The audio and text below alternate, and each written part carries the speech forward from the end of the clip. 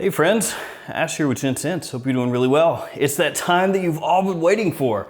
It's time to go over the Fragrance Foundation Awards finalists for 2021. I know, you're super pumped. In case you're unaware of what these are, basically they're like the Emmys or the Grammys or the Oscars or whatever, only for fragrances. This year, they had Mario Lopez, also known as AC Slater, announce who all the finalists were. So you know, this is serious, this is a big deal. I have always been befuddled by the Fragrance Foundation Awards because a lot of times the fragrances that win these awards are not good. They're not good at all. And I always look at this and I'm like, that's the best you could come up with for the whole year? That's what you really legitimately thought was the best? So let's jump into this. Let's check these out.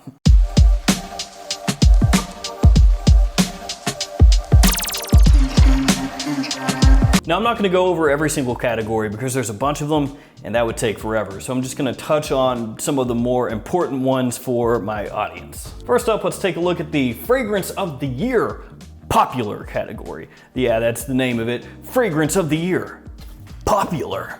I'm honestly not even sure exactly what this category is supposed to mean.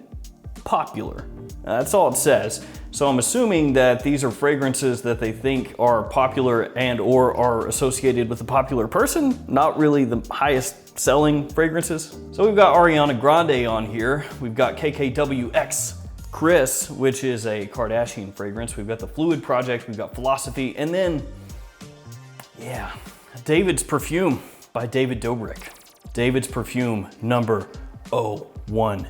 Now, a lot of you out there probably don't know who David Dobrik is, but all you have to do right now is go ahead and Google his name in, and yeah, it'll pull up a bunch of stuff. He is right at the center of a pretty big YouTube scandal right now, and it's really strange to see that the Fragrance Foundation was like, you know what? Put it in there anyway. It almost leads me to believe that they had these finalists selected a long time ago.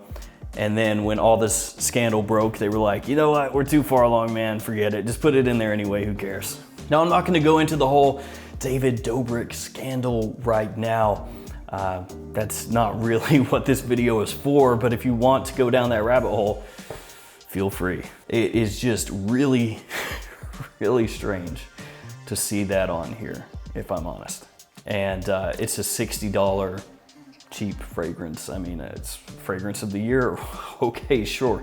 Let's go ahead and take a look at the Fragrance of the Year Men's Luxury category. Now, there's a Men's Luxury category and a Men's Prestige category. And frankly, I really, again, don't know how they decide what's what. I'm assuming that there's maybe a cutoff pricing wise, and if it's above a certain threshold, it's luxury, and if it's below that, it's prestige. I don't know. We've only got 3 here though. We've got Zegna Roman Wood, the Harmonist Sun Force, and then Pegasus Exclusive from Parfums de Marly. When you talk to your average fragrance person, they're gonna know the Parfums de Marly most likely. The Harmonist and Zegna, maybe not so much. So your average bro, they're gonna say Pegasus Exclusive. I have no clue how the Fragrance Foundation is going to see this one. But I just thought it was interesting that with the Men's Luxury, they have only 3 finalists, and then you go to Prestige, and they have 5. And if you look at the Women's Luxury, they have 6 finalists. So it's all over the freaking place. It's so arbitrary. They're like, for this one, I think 3 finalists, and for this one, 5. For this one, perhaps 6, or 4, or maybe 3, or 2. I don't know. So let's take a look at the Men's Prestige category. So this is going to be more of your designer fragrance category, but they also throw a Jo Malone in there. So, okay. We've got Bad Boy, the original from Carolina Herrera. We have Dolce & Gabbana K Eau de Parfum, Dior Homme 2020, Acqua di Gio Profondo, and then Jo Malone Cypress and Grapevine. So random. I would have thought maybe take the Jo Malone and move that into the Men's Luxury category, maybe, and then have 4 and 4. What do I know? So, something interesting with these. Bad Boy came out in 2019. So, You know, how can that be fragrance of the year of 2020? And these are the 2021 awards, but they're for things that came out in 2020. How can Bad Boy be the best of 2020? Oh, and it didn't actually come out in 2020. I swear, like sometimes the fragrance foundation, it's like, do you even fragrance? I don't know. I think that really what they did is they saw that Bad Boy came out maybe toward the tail end of 2019 and they were like, yeah, it's close enough. But wait, it's supposed to be things that came out in 21. Shut up, put it in. This is the best of 2020 apparently. Of these, I mean, I don't know, Acqua di Gio Profondo? But I will say that the Joe Malone is really well loved on Fragrantica. It's got a 3.45 out of 5. Actually, that's pretty terrible as far as Fragrantica ratings go. So yeah, there's your finalists for Men's Prestige. That's the best of the best, I guess. I'm gonna run through some fragrances that they left out, and you can tell me whether some of these are better than those ones they decided to go ahead and push as the best of the year. Guerlain L'Homme Idéal Extreme, Le Male, Le Parfum, Beau de Jour, Eau de Parfum, Pacha de Cartier Parfum, Interlude Black Iris. Then you had some other fragrances that were maybe not amazing, but definitely better than some of the ones that are finalists, like the one Eau de Parfum Intense, Eros Eau de Parfum, Gentleman Eau de Parfum Blasé, L'Homme à la Rose from Maison Francis Kurkdjian. Good amount of fragrances that I feel like are better than what they have. And I'll tell you the one fragrance that should have been a finalist, No Limits from Philipp Plein. What's the deal, man? No Limits. Have you not seen the Philipp Plein commercial? Philipp Plein. Philipp Plein, always on my mind, always on the grind, Philipp Plein. Oh, but wait, that takes us to the next category, which is the media campaign of the year for men, which is either CK Everyone, Dior Homme 2020, or Y L'Eau de Parfum. Y L'Eau de Parfum? Y L'Eau de Parfum. Does that exist? I don't think that exists. Y Live exists, Y Eau Fraiche exists, but why L'Eau de Parfum? No. Fragrance Foundation, you guys, come on. And also media campaign of the year, obviously again, Philipp Plein, get with it. Let's look really quickly at packaging of the year, luxury. We've got By Kilian Angel Share, and I love the bottles. The boxes are super cheap. So packaging of the year, finalists, like the bottle, yes, really nice. Box, Garbaggio.